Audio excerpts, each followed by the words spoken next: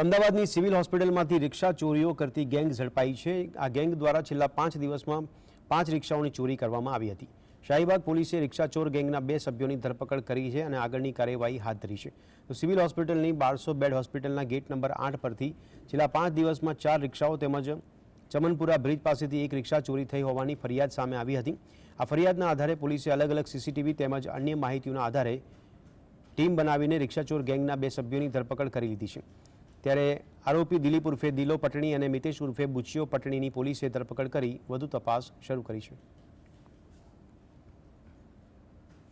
ગઈકાલે તારીખ 7/12/24ના રોજ 2 આરોપી દિલીપ પટણી તથા મિતેશ પટણીની રિક્ષા ચોરી બાબતે ધરપકડ કરવામાં આવેલ છે તથા 5 રિક્ષાની રિકવરી કરવામાં આવેલ છે। મુખ્ય આ જે આરોપી છે એમની એમો એ પ્રકારે હતી રિક્ષા ચોરી બાબતે કે જૂની ચાવી હોય એના યુઝ કરી અને રિક્ષા જે પણ રિક્ષા આવી રીતે પડેલી હોય એમાં યુઝ કરી અને ચાલુ થઈ જાય તો એ રિક્ષા પછી ત્યાંથી લઈ ચોરી કરી અને અવરું જગ્યા ઉપર મૂકી દેતા અને સમયાંતરે એના જે પાર્ટ્સ છે એ વેચી